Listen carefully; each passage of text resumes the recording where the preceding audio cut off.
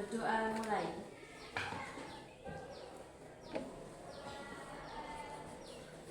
Selesai.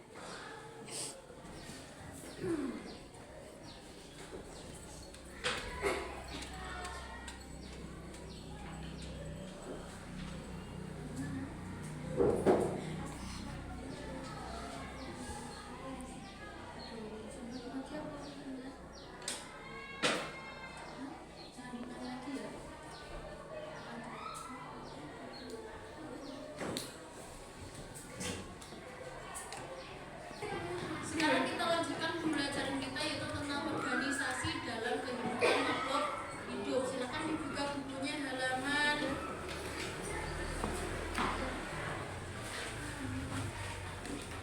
67. Sudah dibuka semua? Sudah. Jadi pagi hari ini kita akan membahas tentang sistem organisasi kehidupan. Jadi tujuannya kenapa kita mempelajari tentang sistem organisasi kehidupan agar kita tahu komponen yang paling kecil yang ada di dalam tubuh kita itu apa saat.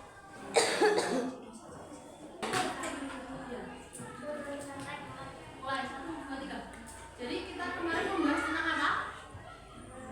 Klasifikasi makhluk hidup. Jadi kita kemarin membahas tentang klasifikasi makhluk hidup baik hewan maupun tumbuhan.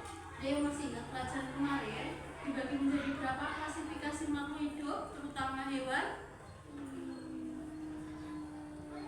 Ya, Sopana?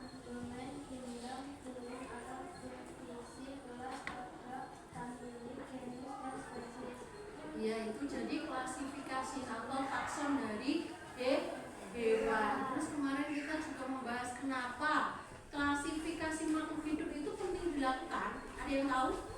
Ya, Dewi? Saya kita perlu mengklasifikasikan makhluk hidup agar mudah dalam mempelajari dan mencari proses Betul. Kan kita bisa melihat persamaan yang tidak antara makhluk hidup yang satu dengan yang lain.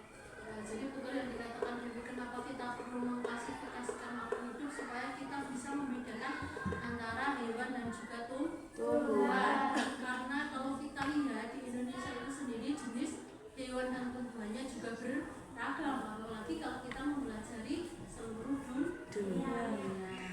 Jadi pada kesempatan kali hari ini kita akan membahas tentang organisasi yang ada dalam kehidupan manusia atau makhluk hidup. Jadi tujuannya supaya kita mengetahui organisasi atau organ apa saja yang ada di dalam tubuh manusia itu sendiri, mulai dari yang terkecil sampai komponen yang paling besar. Tadi sudah dibuka bukunya? Sudah. Jadi hari ini kita membahas tentang sistem organisasi kehidupan. Jadi sistem organisasi kehidupan sendiri adalah tingkatan kelompok makhluk hidup dari paling sederhana atau kecil hingga tingkatan paling kompleks atau paling besar.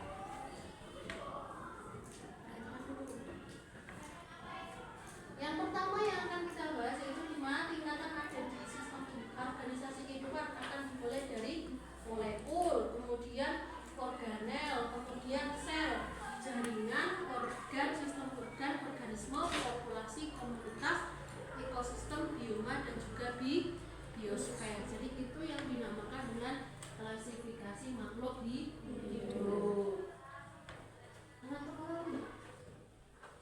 Sel itu meskipun bentuknya kecil, tidak terlihat seperti kita, tidak terlihat secara kasat-mata oleh mata kita, tapi kalau tubuh kita itu tidak ada sel, organ-organ yang ada di dalamnya, asupan nutrisi atau aliran darah yang masuk ke dalam tubuh kita itu juga terganggu.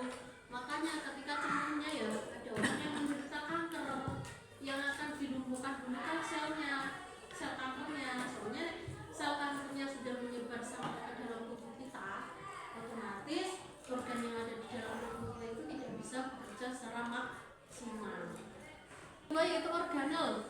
Organel merupakan struktur subseluler yang di dalamnya memiliki satu atau lebih pekerjaan yang spesifik untuk dilakukannya di dalam suatu sel. Contohnya seperti organ tubuh kita. Organ tubuh kita itu terdiri dari apa saja? Organ tubuh kita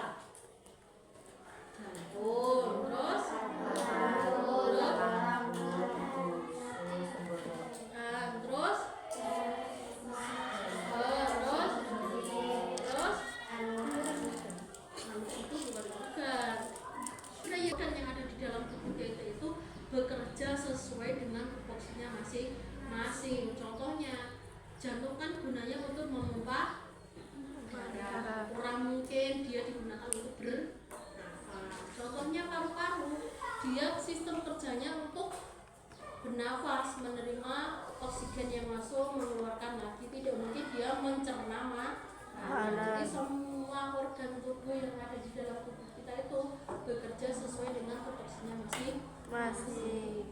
Masih ngantuk? Ada yang ngantuk? Ada yang ngantuk? Tidak. Sekarang semuanya berdiri dulu. Semuanya berdiri.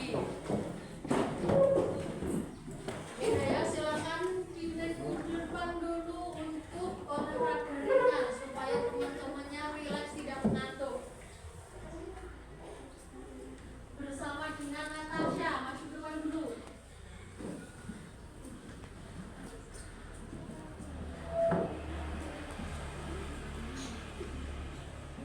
Ayo teman-temannya diikuti nih, Haya sama Natasha.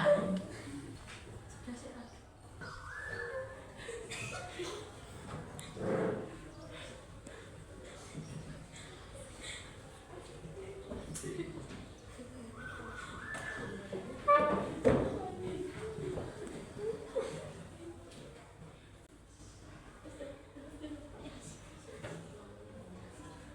Tepuk 1, tepuk 2, tepuk 3, tepuk 4, tepuk 5.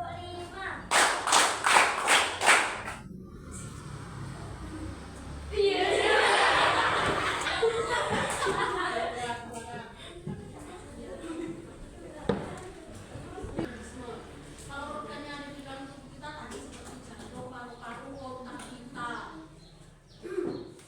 Kemudian sistem organ dalam tubuh kita contohnya tadi ya, ada jantung, paru-paru, otak. Jadi kalau sistem organ ini baru paru-paru berarti sistem respirasi, jantung berarti sistem kardiovaskuler. Kemudian kalau lambung berarti namanya sistem pencernaan. Jadi intinya gini, kalau organ kan tidak,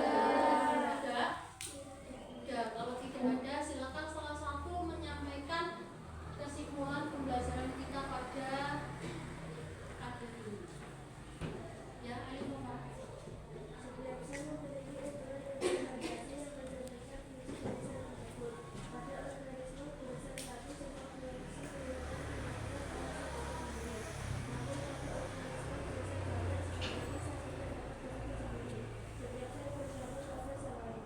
Hewan dan manusia pun memiliki jaringan seperti jaringan jaringan saraf, dan sebagainya. Jadi jaringan-jaringan ataupun organisasi kehidupan yang kita miliki dalam diri kita itu semuanya penting, meskipun sel semuanya unit terkecil itu juga sangat berpengaruh dalam